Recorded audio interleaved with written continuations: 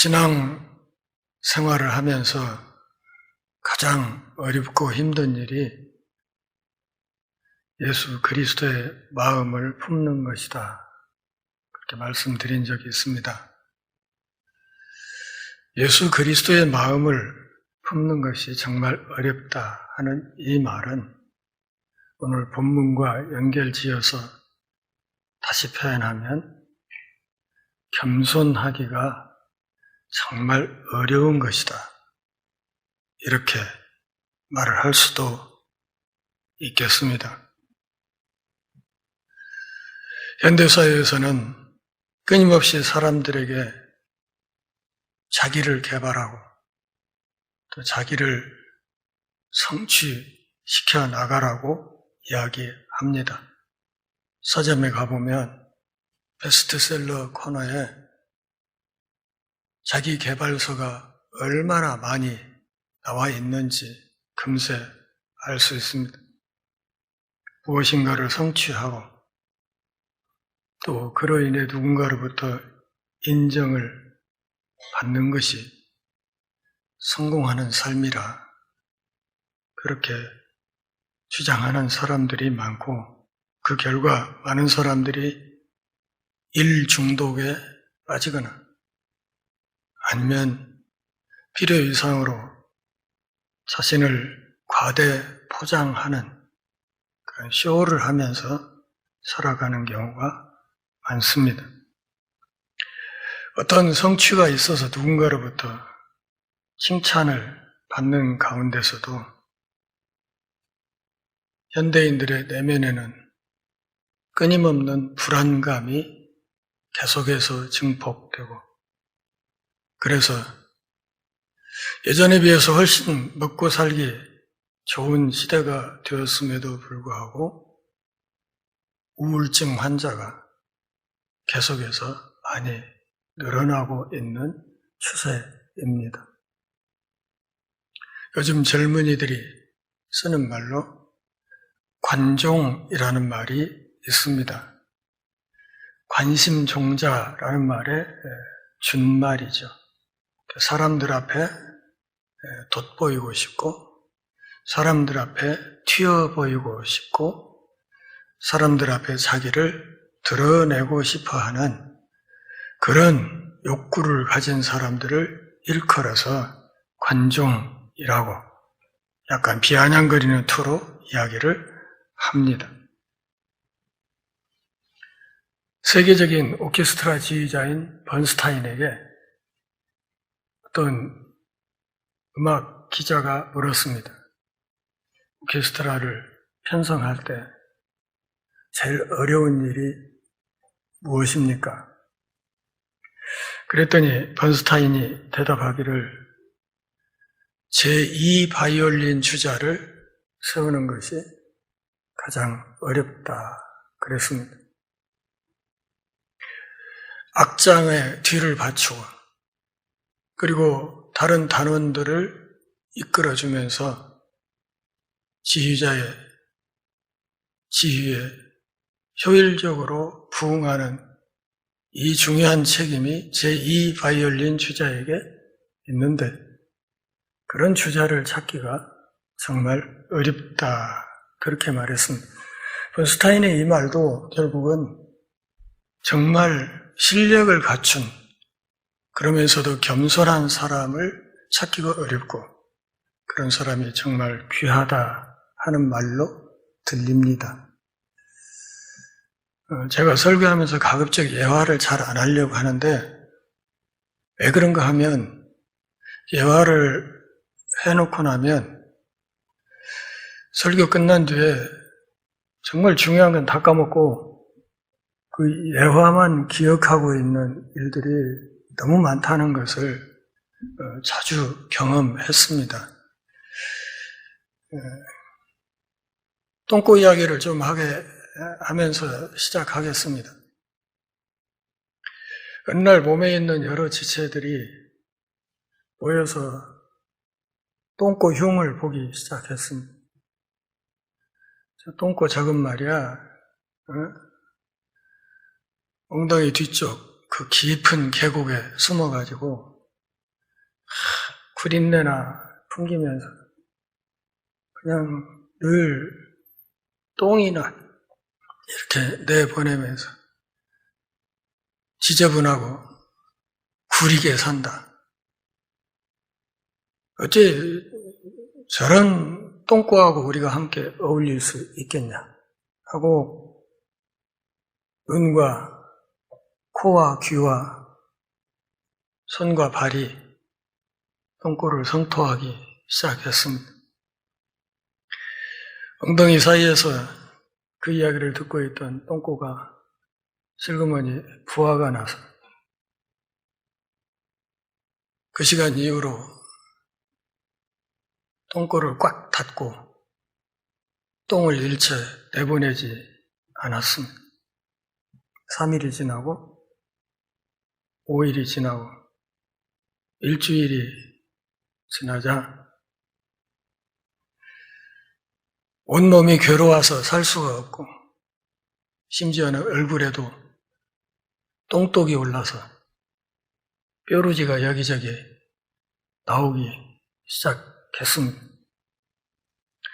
모든 지체가 죽을 것 같자 비로소 똥꼬 흉을 보았던 그 지체들이 뉘우치고 똥꼬에 싹싹 빌어서 제발 입 좀 열으라고 좀 내보내 달라고 그렇게 해서 다시 몸이 건강을 회복했다 하는 이야기가 있습니다.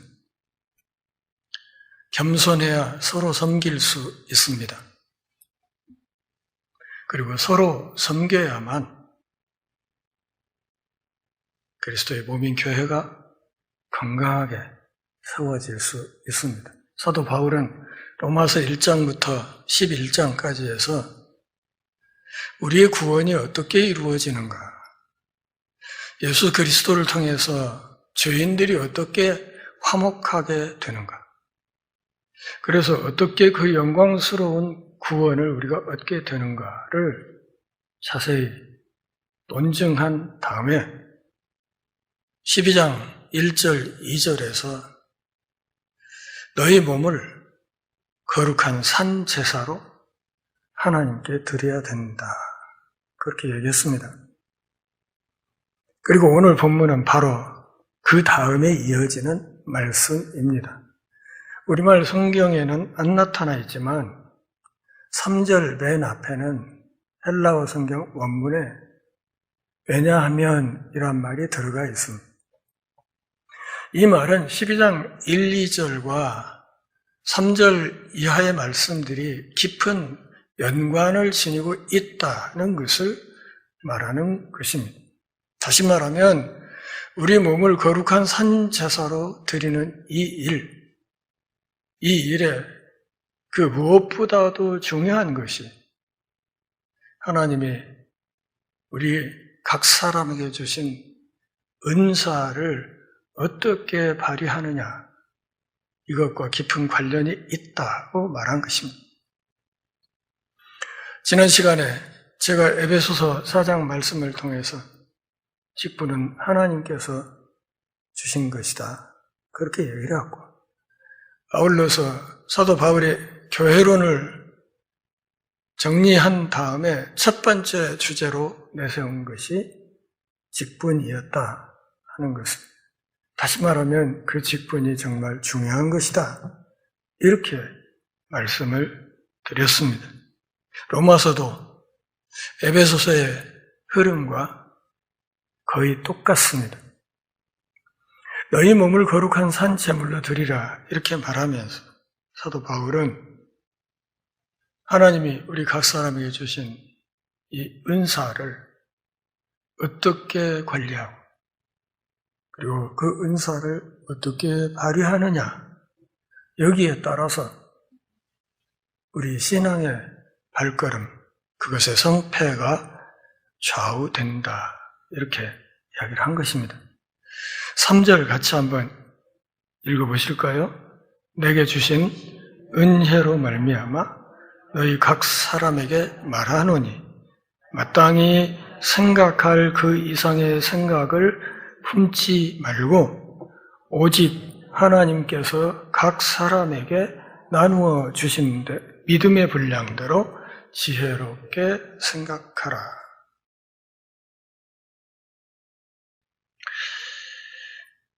한마디로 겸손해야 된다는 이야기를 하려는 것인데, 바울이 이 편지를 쓸 당시에 로마 사회에서 겸손이라는 것, 이 후밀리타스라는 이것은 노예의 덕목이었습니다. 그러니까 노예들이 갖춰야 될 가장 중요한 덕목이 겸손이라는 거죠. 로마 사회를 지배하던 귀족층들의 가장 중요한 덕목은 명예와 지위였습니다. 개인의 명예를 최고로 생각하는 것이죠. 다시 말하면 자기를 한없이 높이는 그것이 귀족들의 중요한 덕목이고, 그런 사회에서 사도 바울이 편지를 쓰면서 로마에 있는 교회 성도들에게 노예의 덕목인 겸손을 지금 강조하려고 하는 것입니다. 3절 이 짧은 한 절에 생각이란 말이 3번이나 등장한다는 것 확인하셨습니까? 이 생각한다는 것은 프로네인이라는 말입니다. 그런데 마땅히 생각할 이상의 생각, 이것은 하이퍼 프로네인이라는 말입니다. 그리고 맨 마지막에 지혜롭게 생각하라 하는 이 말은 소프로네인이라는 말입니다. 그러니까 우리말처럼 헬라어 원문도 프로네인이라는 말이 3번이나 접두어를 달리해서 등장하면서 사도 바울이 이것을 강조하고 있다 하는 것을 알 수 있습니다. 예수님과 그리고 사도 바울이 말하고 있는 기독교 윤리의 핵심이 무엇인가 하면 겸손이라는 이야기를 하려고 하는 것입니다. 각 사람에게 나눠주신 믿음의 분량대로 지혜롭게 생각하라 하는 이 말, 지혜롭게 생각한다, 소프로네인이라는 이 말은 냉철한 자기 분석을 말합니다. 그러니까 우리의 몸을 거룩한 산 제물로 드리기 위해서 가장 먼저 해야 될 가장 중요한 것이 무엇인가 하면 자기를 냉철하게 분석하고 있어야 된다. 내가 어떤 사람인지, 내가 무엇을 잘하는지, 나의 약점은 무엇인지 이것을 명확하게 이해하고 있어야 된다. 우리 학창시절에 국어 시간에 쓰던 용어로 바꾸면 주제 파악이 잘 돼야 된다. 그런 거예요. 자기를 냉철하게 분석하고 있어야 된다. 그리고 그러지 말라는 뜻에서 마땅히 생각할 그 이상의 생각을 품지 말아라 이렇게 얘기를 해요. 하이퍼 프로네인 하지 말아라 그런 말. 마땅히 생각할 그 이상의 생각. 무슨 말이에요? 자기를 과대평가하는 거예요. 과대평가. 필요 이상으로 자기를 부풀리는 거예요. 개구리가 자기 몸 크게 보이게 하려고 그냥 숨 빵빵 들이쉬었다 배 터져버렸다는 얘기가 있잖아요. 이소부활. 자기를 과대평가하는 거예요. 마땅히 생각할 그 이상의 생각을 품지 말라 하는 이 말의 또 다른 면은 과대평가라는 이 동전의 다른 면을 보면 그쪽에는 자격지심이 있습니다. 다시 말하면 필요 이상으로 자기를 깎아내리는 거예요. 난 안 돼. 난 못해. 난 글렀어. 죽어도 못해. 이런 거죠. 그러니까 이 마땅히 생각할 그 이상의 생각을 품지 말라 하는 이 하이퍼프로네인이라는 이 말의 양면에 과대평가와 자신에 대한 자격지심이 같이 있다는 것을 말은. 그러니까 두 가지 다 자신에 대한 냉철한 분석은 아닌. 그래서 사도 바울은 하나님 앞에서 우리의 삶을 거룩한 산 제사로 드리려고 한다면 무엇보다도 중요한 것이 자기 자신을 정말 냉철하게 그리고 냉정하게 잘 파악하고 있어야 된다. 내가 좋아하는 것은 무엇인지, 내가 잘하는 것은 무엇인지, 내가 못하는 것은 무엇인지, 나의 장점은 무엇이고 나의 약점은 무엇인지, 그래서 어떤 부분에서 내가 누구를 도울 수 있고 또 어떤 부분은 동역자의 도움을 받아야 하는 것인지 이것을 명확하게 파악하고 있어야 된다. 그런 말. 믿음의 분량대로 지혜롭게 생각하라 이렇게 이야기를 했을 때 자신의 소명에 따라서 하나님이 나를 무슨 일로 부르셨지? 이것을 잘 생각해서 거기에 따라서 자기 자신을 냉철하게 분석하고 있어야 된다. 지금 아시안컵 축구대회가 열렸죠? 우리 국가대표팀도 출전했습니다. 아마 내일쯤 첫 경기를 치르는 것으로 알고 있는데 국가대표팀에는 각 선수의 포지션이 있죠. 공격수도 있고 중원에서 흐름을 조율하는 선수들도 있고 수비수 그리고 골키퍼도 있습니다. 그리고 각 포지션별로 세워진 선수들이 감독의 지시대로 주어진 영역에서 자기 역할을 잘 할 때 상대방 팀을 이길 수 있는 것입니다. 각 선수가 자기 역할을 제대로 하지 못하면 좋은 팀이 될 수가 없습니다. 그러기에 은사를 말하기 전에 사도 바울이 제일 먼저 말하고 있는 것이 바로 이 공동체를 이루는 각 사람의 태도, 어떤 태도? 겸손한 태도. 이것을 말을 하려고 하는 것입니다. 다시 말하면 하나님이 우리에게 주신 은사는 우리의 겸손과 비례한다는 것입니다. 하나님이 우리에게 어떤 은사를 주셨든지 그 은사는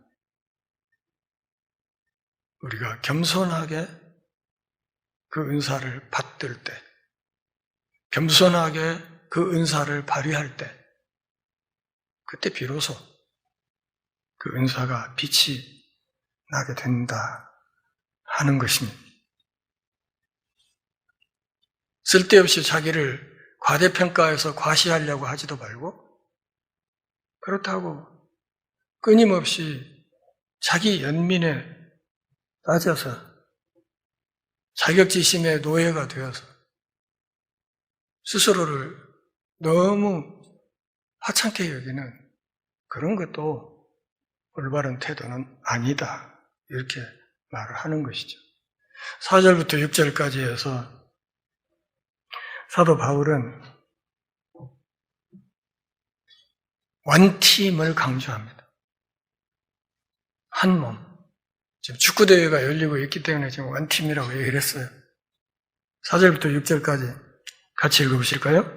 우리가 한 몸에 많은 지체를 가졌으나 모든 지체가 같은 기능을 가진 것이 아니니 이와 같이 우리 많은 사람이 그리스도 안에서 한 몸이 되어 서로 지체가 되었느니라. 우리에게 주신 은혜대로 받은 은사가 각각 다르니 혹 예언이면 믿음의 분수대로. 자, 서로 지체가 되었다. 아무리 냄새나도 똥꼬 신세를 져야 될 때가 있다. 그런 얘기예요. 아무리 냄새나는 일을 맡고 있어도 이 똥꼬 없으면 죽는 수가 있다. 그런 얘기입니다. 한 몸에 여러 지체가 있다. 여러 지체가 있지만 한 팀이다.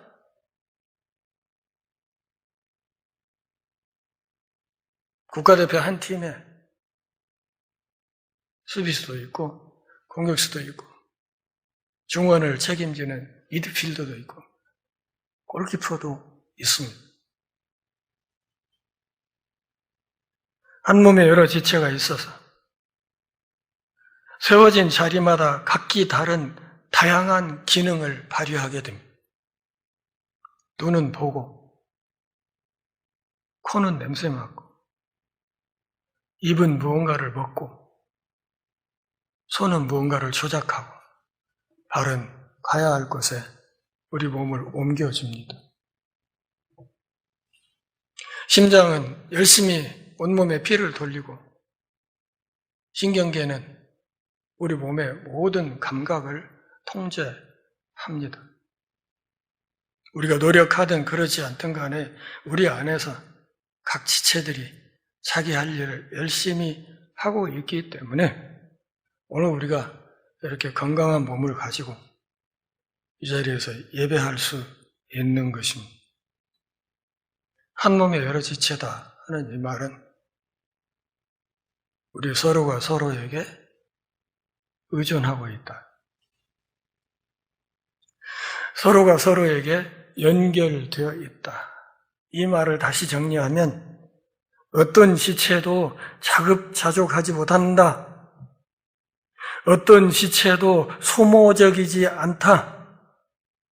어떤 지체도 함부로 자랑하지 못한다.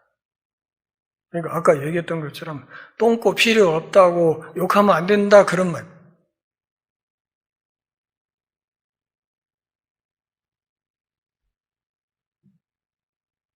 오늘 새벽에도 4시쯤 되니까 저 밖에서 쓰레기 수거 차량 엔진 소리가 들립니다. 우리는 잘 모르죠. 아침에 나와보면 깨끗하게 정리가 되어 있습니다. 그분들의 수고가 있어서 우리들이 청결한 생활을 할 수 있는 것이죠.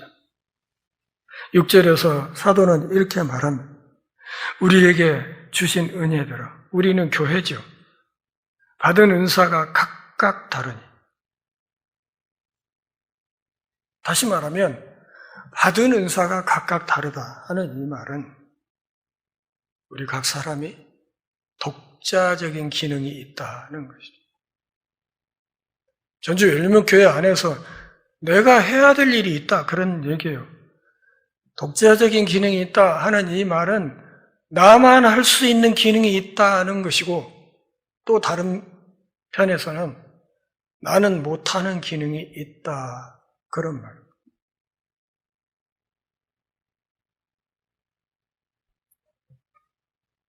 받은 은사가 각각 달라요. 어떤 사람은 학식이 많고 어떤 사람은 몸이 튼튼하고 어떤 사람은 돈이 많고 이 모든 것들이 다 하나님이 주신 은사예요. 모든 사람이 똑같은 은사를 가질 수는 없는 거예요. 중요한 것은 이 모든 은사가 주신 분이 있다는 것이죠. 주신 분이 있다. 그 모든 은사에 대해서 우리 각 사람은 청직이다. 종이다. 그런 말. 종으로서 주인의 뜻에 맞게 각각 맡겨진 그 은사를 잘 발휘해야 된다는 것이죠. 내가 할 수 있는 것으로 섬기고 내가 못하는 부분에 대해서는 다른 은사를 지닌 지체로부터 도움을 얻어야 되는 것이다. 그렇게 해서 서로 한 몸을 이루어서 한 팀이 되어서 이 영적인 싸움을 수행해 나가야 된다 하는 것입니다. 7절에서 이렇게 말해요. 섬기는 일이면 섬기는 일로, 가르치는 자면 가르치는 일로, 혹 위로하는 자면 위로하는 일로, 구제하는 자는 성실함으로, 다스리는 자는 부지런함으로, 긍휼을 베푸는 자는 즐거움으로 할 것입니다. 교회 안에 있는 모든 은사를 목록을 다 말한 건 아닙니다. 그러나 최소한 그리스도의 몸인 교회 공동체가 움직여 나가는데 중요한 역할을 하는 몇 가지 은사들을 사도 바울이 예로 들었습니다. 거기 구제와 긍휼이라는 이 은사는 돈과 관련이 있습니다. 은사가 개인의 소유가 아니고 은사는 섬기는 도구라는 것을 사도 바울이 말하는 것입니다. 하나님이 나에게 어떤 은사를 베푸셨든지 그 은사를 가지고 공동체 안에 다른 지체들을 섬길 국리를 해야 된다는 것입니다.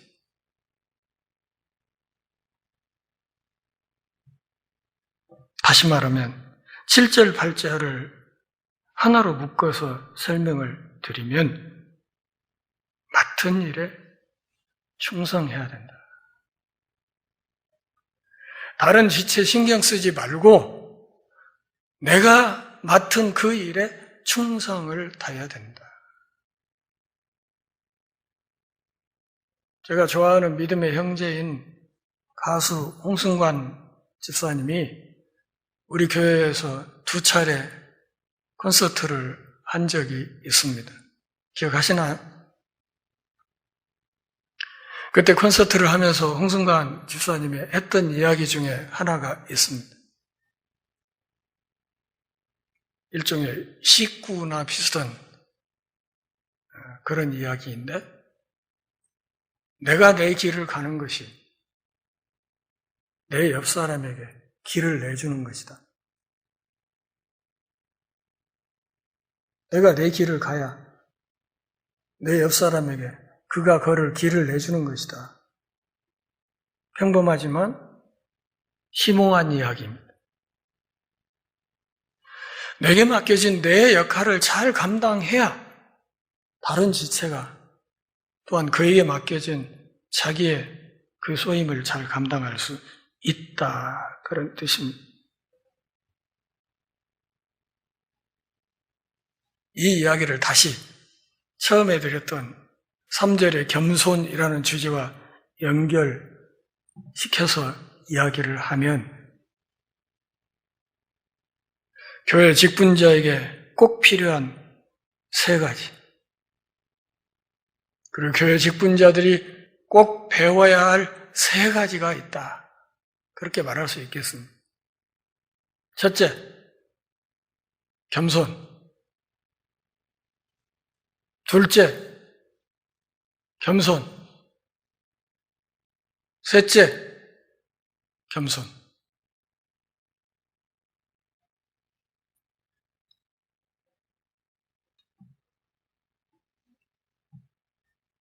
이걸 배우지 못하면 9절에서 사도가 말하고 있는 사랑을 할 수가 없습니다. 9절 같이 읽습니다. 사랑에는 거짓이 없나니 악을 미워하고 선에 속하라. 많은 사람들이 사랑 이렇게 말하면 심지어는 목사인 저한테까지도 훈수를 하면서 품으셔야죠. 막 이런 분들이 많이 있어요. 근데 9절 잘 보세요. 사랑에는 거짓이 없다. 악을 미워하고 선에 속해야 된다. 다시 말하면 성경이 말하는 사랑이라는 것은 소속을 분명히 하는 것이다. 그런 이야기입니다. 하나님이 기뻐하시는 도리 쪽에 서 있어야 사랑이 가능하다는 것입니다. 그게 진짜 사랑이라 그렇게 이야기를 하는 것입니다. 그리고 그 사랑을 하되 서로 먼저 해야 된다고 10절에서 말합니다. 형제를 사랑하여 서로 우애하고 존경하기를 서로 먼저 하며. 어떤 정신나간 사람들은 이런 10절 같은 데를 보면서 형제를 사랑하라고? 여자인 나는 해당 없구만. 이렇게 성경을 읽는 사람들이 있어요? 아니에요. 여기 형제라는 말은 믿음 안에 있는 모든 사람을 포괄하는 대표 용어예요. 사도 바울이 형제들아 이렇게 말하는 것은 남자 교인만 읽어라 이런 뜻은 아니에요. 형제를 사랑하여 서로 우애하고 존경하기를 누가 먼저? 서로 먼저 해야 된다. 서로 먼저 해야 돼. 서로 먼저 하는 사랑과 우애가 있어야 된다.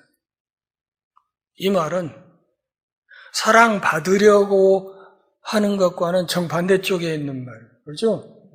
서로 먼저 사랑하려고 하는 것과 서로 먼저 사랑받으려고 하는 것은 이야기가 다르죠. 교회를 출입하고 신앙생활을 20년, 30년 했으면 이제는 교회 안에 연약한 이들을 품고 먼저 달려가서 사랑하고 먼저 손을 내밀고 하는 것을 할 때가 됐어요. 그런데 20년, 30년이 지났는데도 아직도 누가 내 기저귀 안 떼어주나 이러고 있다고 한다면 이것은 좀 심각한 문제 아니겠습니까?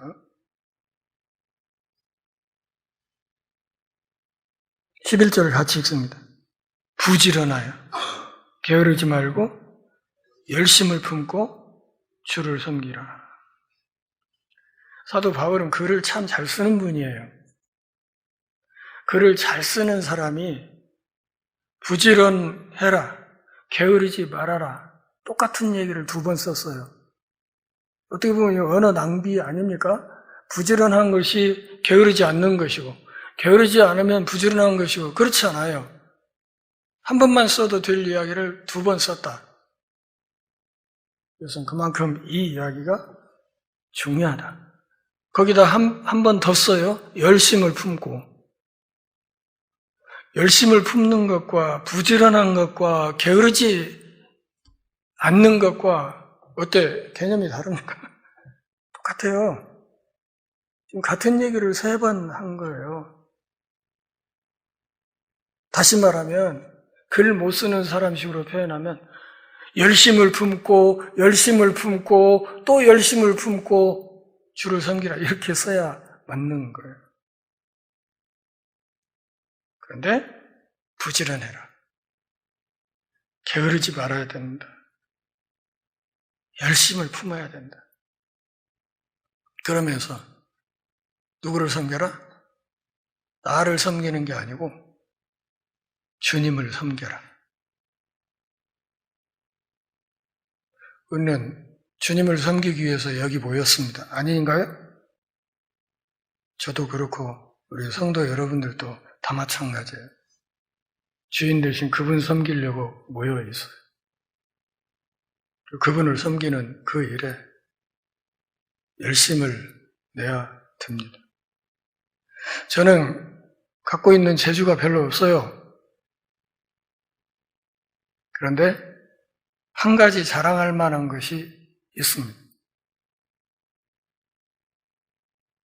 지금까지 70년 동안 그냥 열심히 살았다. 무엇을 하든 열심히 하려고 하는 자세는 있었습니다. 열심히 하고 한번 어떤 일이 해야겠다고 마음을 먹으면 끝장을 볼 때까지 멈추지 않는 그런 자세 하나는 있었습니다. 제 사무실에 있는 정수기, 가끔씩 와서 정수기 필터 교체해 주시는 젊은 분이 한 분 계세요. 그분을 오시면 뜯고 필터 바꾸고 뚜껑 닫고 안녕히 계세요. 이러는 법이 없어요. 제가 여러 번 그러지 말라고 말씀을 드렸는데도 오면 뜯고 필터 바꾸고 주변 깨끗이 정리하고 청소하고 자기가 안 해도 될 것들을 막 닦고 이렇게 하고 나올 때 보면 이마에 땀이 그냥 흥건해가지고 그러고 나와요. 얼마나 미안한지 몰라요. 물론 미안한 만큼 고맙죠. 맞죠. 그래서 그러실 필요 없다고 여러 번 말씀드려도 아니에요. 제가 하고 싶어서 하는 거예요. 얼마나 고맙냐고요. 내가 회사 사장이라면 내가 그 사람 특채하고 싶은 마음이 있어요. 저 사람은 다른 일을 해도 그렇게 할 수 있는 사람이라 이렇게 생각이 되기 때문입니다. 사도 바울이 열심히 주님을 사랑하고 주님을 섬기라고 말하는 이유를 잘 알아야 합니다. 열심을 품고 주를 섬기려면 성령으로 뜨거워진 마음이 있어야 합니다. 사랑하는 동역자 여러분, 건전한 영성, 봉사직에 대한 건전한 견해가 있어야 진정한 겸손에 이를 수 있습니다. 진정한 겸손에 이르러야 나보다 남을 낮게 여길 수 있습니다. 나의 시옷받침, 지읒 아니고 나보다 남을 낮게 여길 수 있습니다. 끊임없이 냉철하게 자기를 점검하고 내 공동체 한 지체로서 다른 지체들의 소중함을 인식하고 내가 할 수 있는 일로 내 일을 하고 할 수 없는 일은 다른 지체들의 도움을 기꺼이 받는 자세. 그렇게 해서 원팀을 이루어가는 그런 자세. 이것이 교회 모든 직분자들에게 정말 필요한 자세다. 은사 받은 사람들은 스스로 겸손을 키우는 훈련을 할 필요가 있다는 사실을 알아야 된다. 그런 말입니다.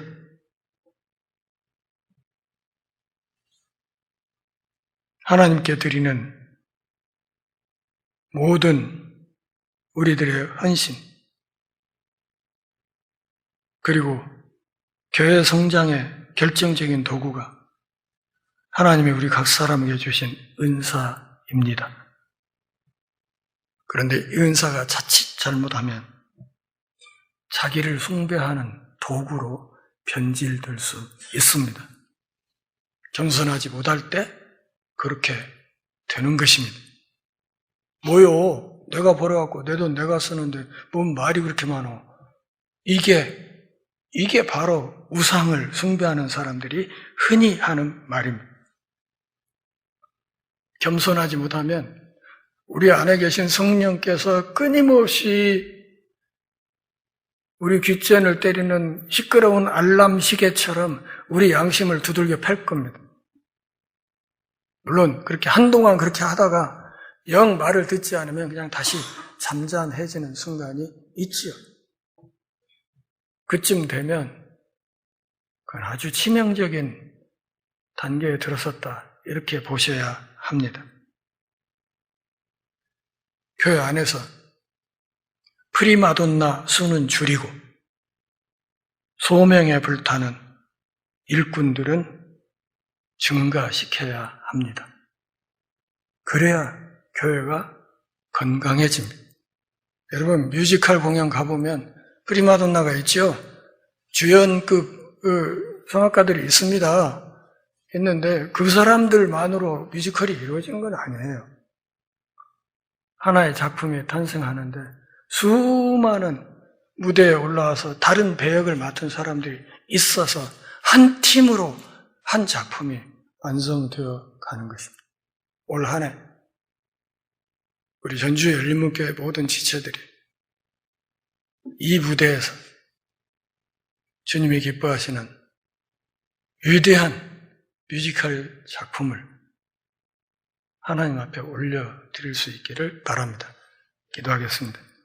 하나님 아버지, 오늘도 우리가 모여 주께 경배하며 주의 말씀을 들으며 신앙의 옷깃을 여미는 복 주셔서 고맙습니다. 하나님이 우리에게 참으로 귀한 은사들을 주시고 그 은사를 통해 주의 몸을 세우며 생명의 복음을 땅끝까지 전파할 수 있도록 인도해 주심을 믿습니다.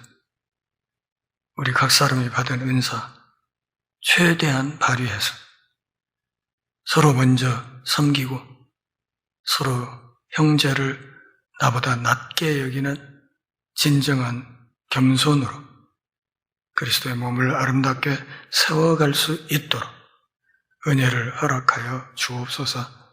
예수님의 이름으로 기도합니다.